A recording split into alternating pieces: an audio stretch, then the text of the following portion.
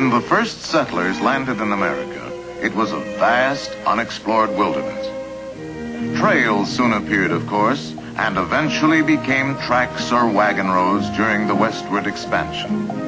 And these finally developed into a system of highways with the coming of the automobile in the 20th century. But in just the past few decades, a new kind of road has begun to spread across the nation. It is called Thruway, or Parkway, or Expressway, or Freeway, but the names all mean the same thing. We shall call it Freeway, but whatever the name, it is now a part of our way of life. Freeways are already proving invaluable, particularly around large population centers. But they do pose some special problems for the millions of drivers who use them. Freeways are designed for the high-speed movement of great numbers of automobiles, and when used properly, are safer than ordinary surface streets. 2.5 times safer, in fact. But the freeway is a new and different world. A world which requires a new and different kind of driving by those who use it. Motorists here are bound together by certain practical rules and courtesies necessary for mutual protection. And any individual who does not or will not recognize this is a menace to everyone.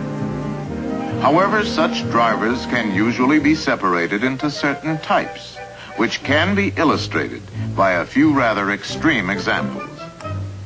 This specimen we shall call Driverius timidicus, the timid driver, a shy and retiring fellow. Usually overcautious, he can be a definite menace because he does not adjust to freeway driving demands. For an example, observe the way he enters a freeway on which the traffic is heavy but moving well.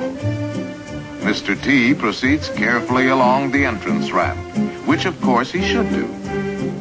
Now he tries to keep one eye on the car ahead of him, and the other on his rear view mirror to look for oncoming traffic. But he doesn't really trust mirrors, and he finds it confusing anyway. So he slows down as he would at an ordinary street intersection and takes a good look.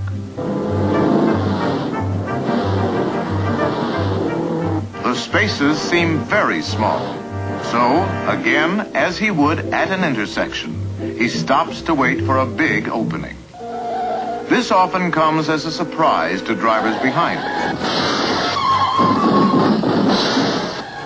and can result in a sort of boxcar effect. Now, while Timidicus watches for that big opening, let's go back a moment and see what he should have done. With the entrance ramp clear ahead, he should have been picking up speed to begin to match that of cars in the traffic lanes. His rearview mirror, plus a quick glance back, would have covered any blind spots, and he could have made final speed adjustments in the merging or acceleration lane.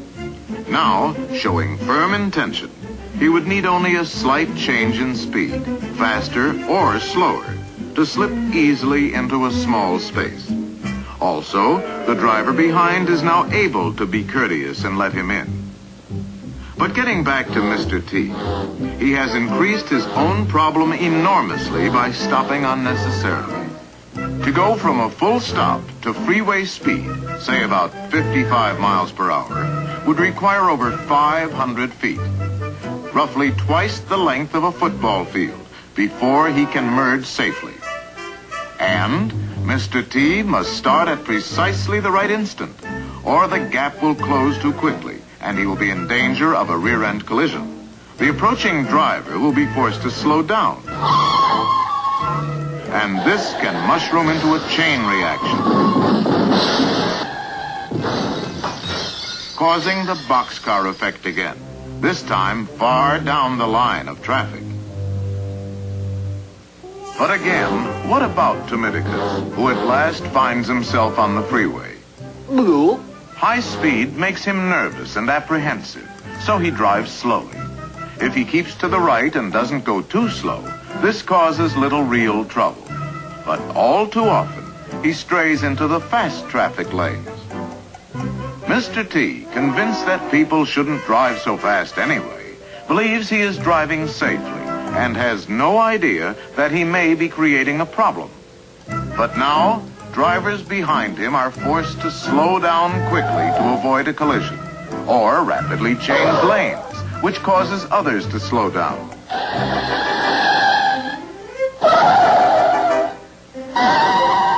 This can result in the usual chain reaction and boxcar effect. And innocent drivers often pay because Mr. T does not adjust to the freeway.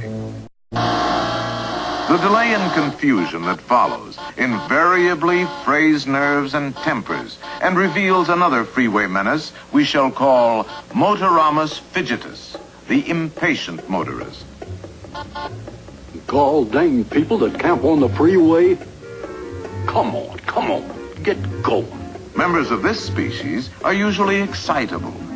What's the matter up there? Move it, come on, move it. Explosive in nature.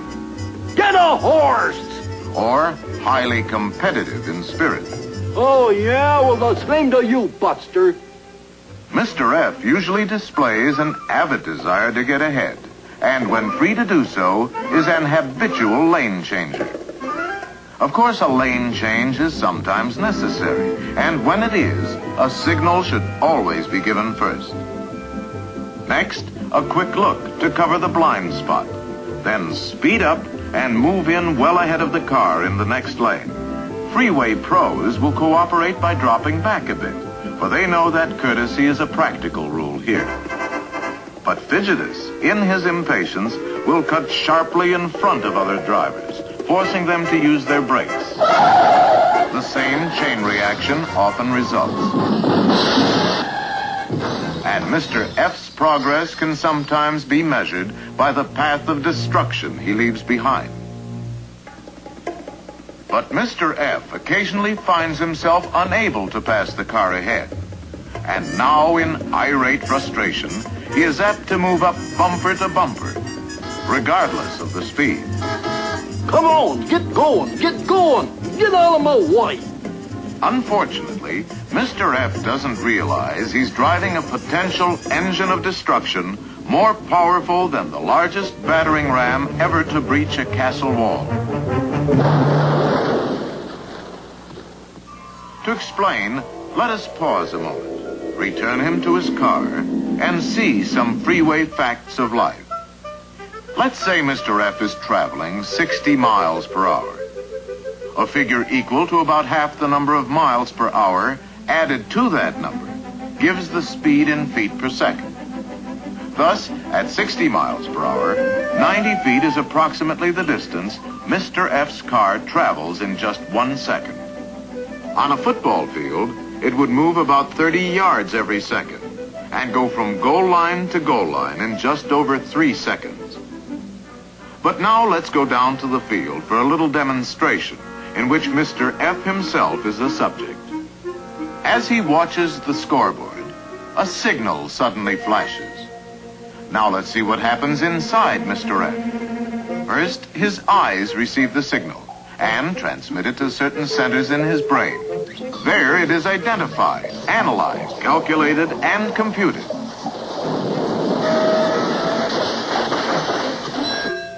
And an action decision may be handed down. Stop! Hit the brake! The message goes out to the legs and feet, and finally the brakes are applied.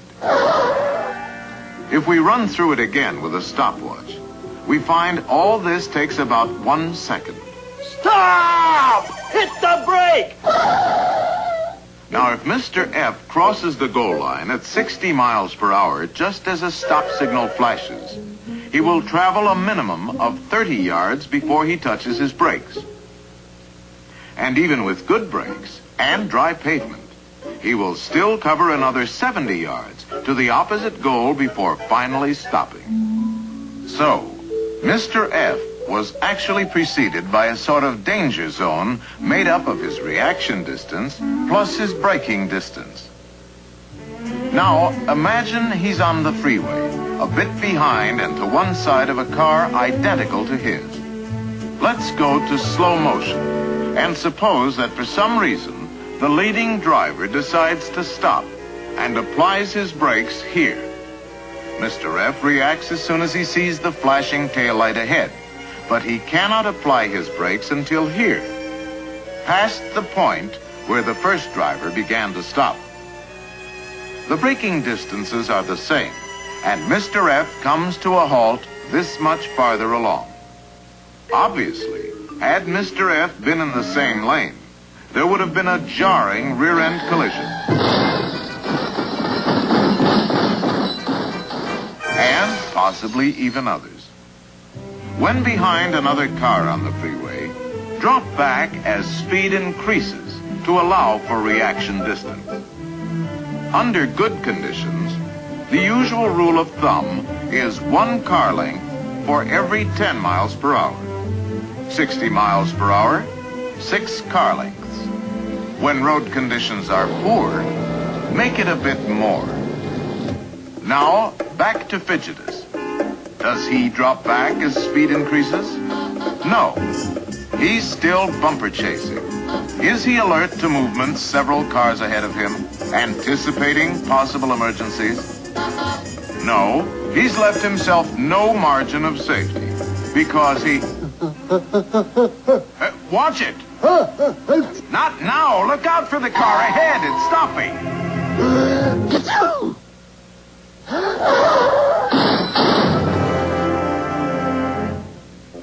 Even if the impact speed is down to 30 miles per hour, the result for Mr. F could be like driving off the roof of a 3-story building.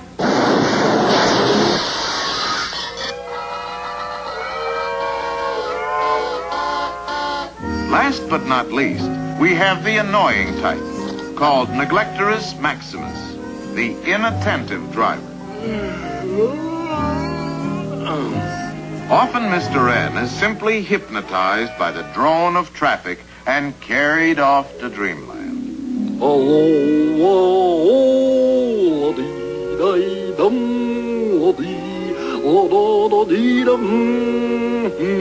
Then again, he may suddenly decide that the freeway is an ideal place to study his maps. You may see him enjoying a second cup of coffee, or even getting in a quick shave while driving.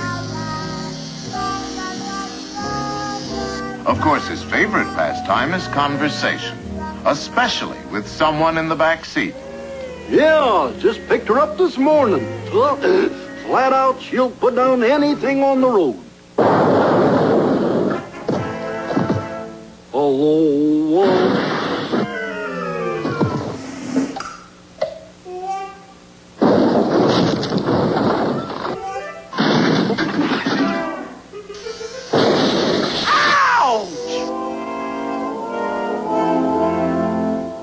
Neglectorus can be a problem to others, even when not directly involved, because he's usually a rubbernecker.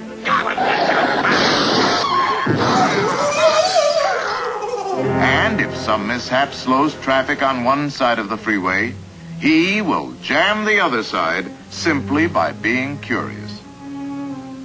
And Mr. N is particularly careless regarding signs and directions.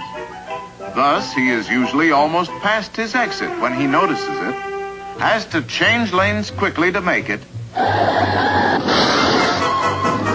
there's the same old chain reaction. Finally, Mr. N often neglects his speedometer and forgets he is moving at freeway speeds as he re-enters the world of surface streets.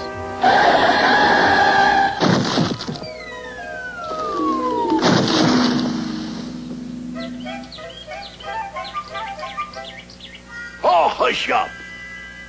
So, on the freeway, watch out for the driver types we have called Neglectorus, Fidgetus, and Timidicus. From time to time, you're bound to see one of these characters, and when you do, avoid them if you can. Yeah, and just make sure you never become one.